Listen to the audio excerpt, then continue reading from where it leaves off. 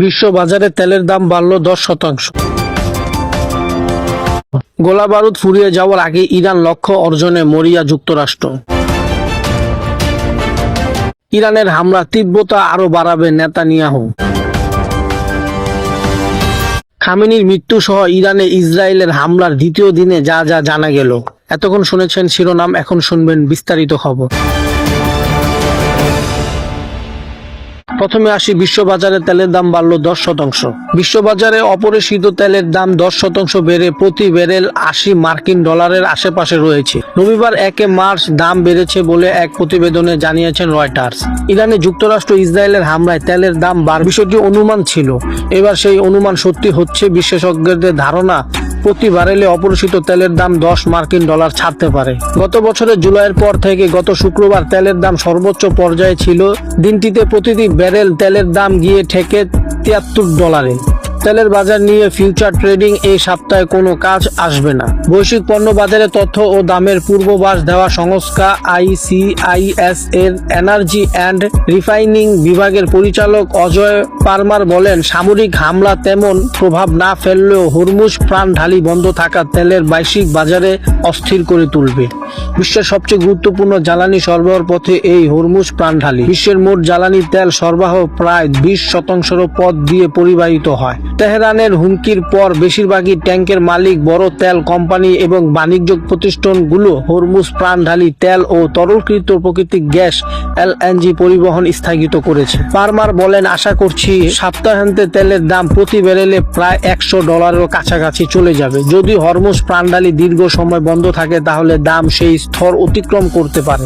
RBCর বিশ্লেষক হেলিমা ক্রফট বলেন, ইরানের বিরুদ্ধে যুদ্ধের ফলে তেলের দাম প্রতি ব্যারেলে 100 বা তারও বেশি হতে পারে বলে আগেই মধ্যপ্রাচ্যের নেতা ওয়াশিংটন সতর্ক করেছিলেন।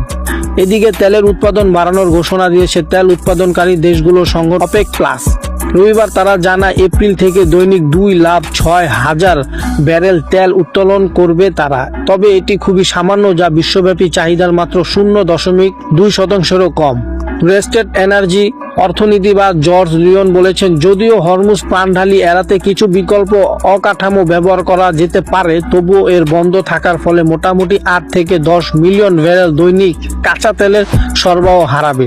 এমনকি কিছু প্রবাহ সৌদি আরবে ইস্ট ওয়েস্ট পাইপলাইন এবং আবুধাবির পাইপলাইনের মাধ্যমে বিকল্প পথে পরিচালিত হলেও স্বাধীন জ্বালানি গবেষণা এবং বিজনেস ইন্টেলিজেন্স ডেটা ফার্ম রাইটার্স এনার্জি অর্থনীতিবিদ জর্জি লিওন বলেন, হরমুজ প্রাণঢালি এড়াতে কিছু বিকল্প অবকাঠামো ব্যবহার করা যেতে পারে, তবুও প্রাণঢালি বন্ধ থাকার ফলে মোটামুটি 8 থেকে 10 মিলিয়ন ব্যারেল দৈনিক তেলের সরবরাহ কমবে। রয়টার্সের অনুমান, পরিশোধিত তেলের দাম প্রতি ব্যারেল বাড়তে পারে $20 করেও। এই গেল তেলের সংবাদ। এখন আসি, গোলাবারুদ ফুরিয়ে যাওয়ার আগে ইরানের লক্ষ্য অর্জন মরিয়া যুক্তরাষ্ট্র। ইরানে ক্ষেপণাস্ত্র, ড্রোন সক্ষমতা ধ্বংস করতে ব্যাপক বিমান হামলা চালাচ্ছে যুক্তরাষ্ট্র।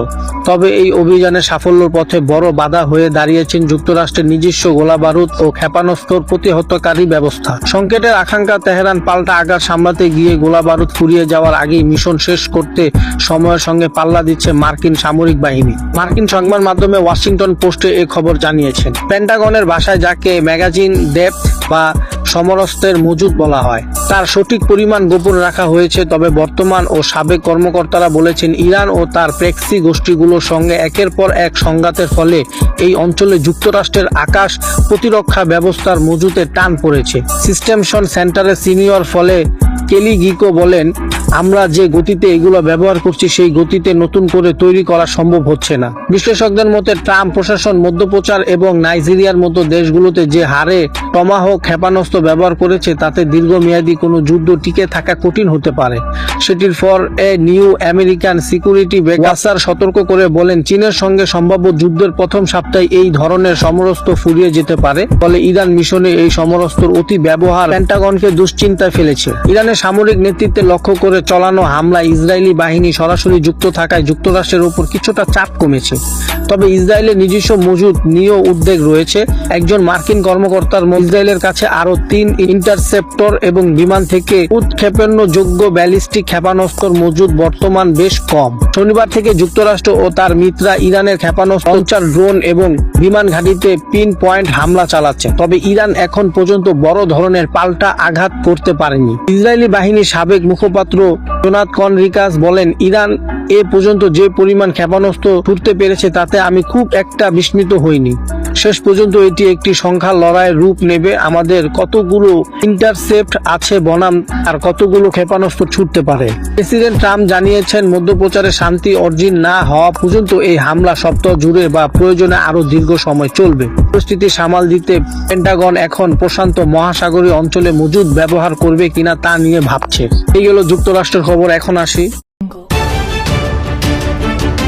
ইরানের হামলার তীব্রতা আরো বাড়াবে নেতানিয়াহু। ইরানের সর্বোচ্চ নেতা আয়াতুল্লাহ আলী খামেনি ও দেশের শীর্ষ কর্মকর্তাদের হত্যার পর তেহরান হামলার তীব্রতা আরো বাড়ানোর ঘোষণা দিয়েছেন ইসরায়েলের প্রধানমন্ত্রী বেনিয়ামিন নেতানিয়াহু। রবিবার এক ভিডিও বার্তায় তিনি এই হুঁশিয়ারি দেন। মার্কিন সংবাদ মাধ্যমে CNN এর খবর জানিয়েছেন। তেল আবিবের প্রতিরক্ষা মন্ত্রণালয় ছাদ থেকে দেওয়া এক ভিডিও বিবৃতিতে নেতানিয়াহু বলেন, আমাদের বাহিনী বর্তমান কর্মবর্ধন তীব্রতার সঙ্গে তেহরানের হৃদয়পিণ্ড আঘাত হানছে।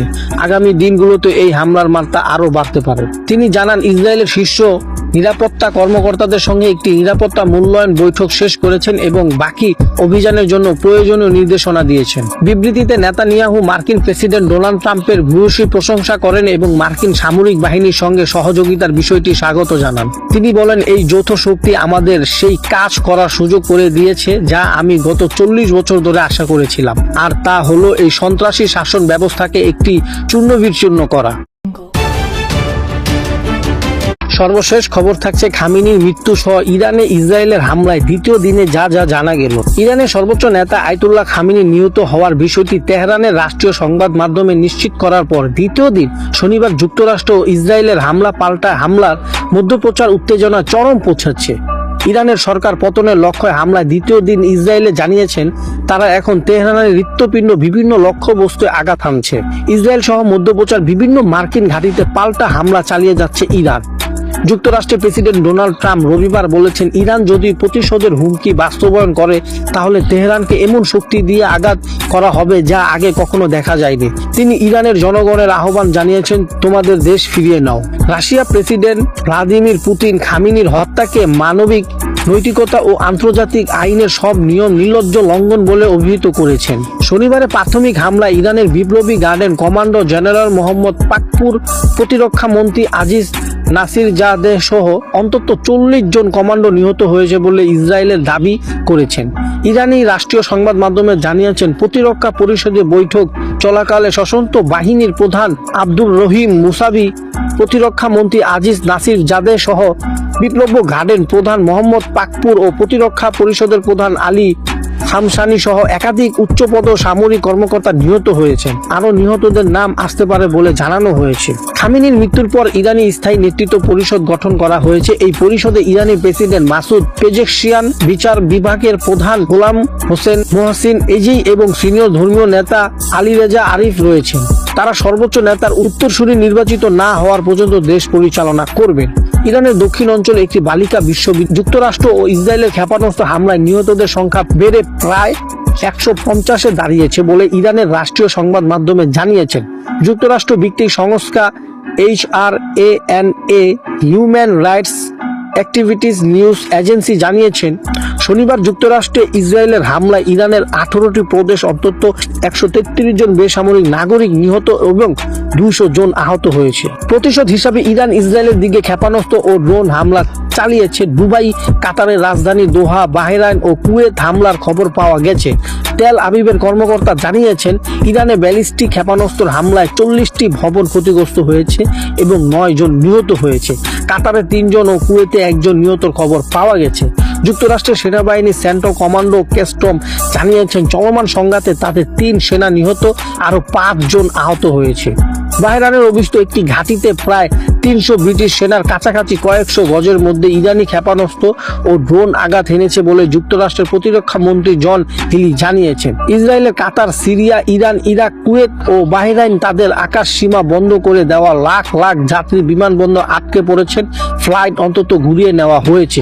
জাহাজগুলো জানিয়েছেন ইরানি নৌবাহিনীর পরিচয় দিয়ে একটি রেডিও সম্প্রচার হরমুজ প্রাণদানি দিয়ে যাতায়াত নিষিদ্ধ করা হয়েছে। এতে তেলের দাম তীব্রভাবে বাড়ার আশঙ্কা দেখা দিয়েছে। তবে তেহরান থেকে প্রাণঢালির অবস্থা নিয়ে কোনো আনুষ্ঠানিক ঘোষণা আসেনি। এটি বিশ্বের অন্যতম গুরুত্বপূর্ণ শপিং রুট। ইরান খামেনির হত্যার প্রতিশোধে ইসরায়েল ও উপসাগরীয় কয়েকটি শহর নতুন করে ক্ষেপণাস্ত্র ও ড্রোন হামলা চালিয়েছে। ইসরায়েলের ডিফেন্স ফোর্স IDF সামাজিক যোগাযোগ মাধ্যমে বিবৃতিতে জানিয়েছেন তারা এখন তেহরানের হৃদয়স্থলে ইরানি শাসনের লক্ষ্যবস্তুকে আঘাত হানছে। রবিবার সকালে ইসরায়েল ও অধিকৃত পশ্চিম তীরের কিছু অংশে একাধিকবার সাইরেন বেজেছে। দোহা ও দুবাই ও মানামায় বিস্ফোরণের খবর পাওয়া গেছে। ইরাকের স্বায়ত্তশাসিত কুর্দিস্তান অঞ্চলের এরিল বিমানবন্দরের কাছেও বিস্ফোরণের শব্দ শোনা গেছে, যেখানে যুক্তরাষ্ট্র নেতৃত্বাধীন জোটের সেনা রয়েছে। ইরানের পার্লামেন্ট স্পিকার সতর্ক করে বলেছেন, যুক্তরাষ্ট্রের প্রেসিডেন্ট ডোনাল্ড ট্রাম্প ও ইসরায়েলের প্রধানমন্ত্রী বেনিয়ামিন নেতানিয়াহু আমাদের লাল রেখা অতিক্রম করেছেন এবং তারা পরিণত ভোগ করবেন। ট্রাম্প সামাজিক যোগাযোগ মাধ্যমে পোস্ট করে বলেছেন, ইরান যেন প্রতিশোধ না নেয়, নইলে তাদের আগে কখনো না দেখা শক্তি দিয়ে আঘাত করা হানবে। ইরানের শীর্ষ জাতীয় নিরাপত্তা উপদেষ্টা আলী লারিজানি বিচ্ছিন্নবাদী গোষ্ঠীদের সতর্ক করে বলেছেন, তারা যদি কোনো পদক্ষেপ নেয় তাহলে কঠোর জবাব পাবে। তিনি জাতীয় ঐক্যের আহ্বান জানিয়েছেন। এর আগে ট্রাম্প ইরানের জনগণের সরকার দেখালে আহ্বান জানিয়ে বলেছেন, এটি ইরানের জনগণের জন্য দেশ ফিরে পাওয়ার এক সর্বোচ্চ সুযোগ। তেহরানের কেন্দ্রস্থলে হাজার হাজার মানুষ খামেনির মৃত্যুতে শোক পালন করছে। 1989 সাল থেকে দেশ শাসন করা এই নেতার ছবি হাতে কালো পোশাক পরা সতর্কতা আমেরিকা মুর্দাবাদ ও ইসরায়েল মুর্দাবাদ স্লোগান দিচ্ছে। তবে কিছু মানুষ ছাদে দাঁড়িয়ে আনন্দ করছে, বাঁশি বাজাচ্ছে, উল্লাস করছে। ইরানের সমর্থন বিভিন্ন শহরে বিক্ষোভ হয়েছে। পাকিস্তানের করাচি মার্কিন কনসুলেটে হামলার চেষ্টা চলেছে। এ সময় সংঘর্ষে 9 জন নিহত হন। ইরাকের বাগদাদের মার্কিন দূতাবাসের অঞ্চলে প্রবেশের চেষ্টা হয়েছে। ভারত শাসিত কাশ্মীর ও হাজার হাজার মানুষ বিক্ষোভ করেছে। প্রেসিডেন্ট ট্রাম্প দাবি করেছেন, ইরান তাদের পারমাণবিক কর্মসূচি পুনর্গঠনের চেষ্টা করা এই হামলায় চালানো হয়েছে। এই পরিস্থিতিতে রাশিয়ার অনুরোধে সোমবার জাতিসংঘের পারমাণবিক সংস্থা একটি জরুরি বৈঠক ডেকেছে। আজকের নতুন খবর এতটুকুই। ভিডিওটি ভালো লাগলে লাইক করে চ্যানেলটি সাবস্ক্রাইব করে দিবেন।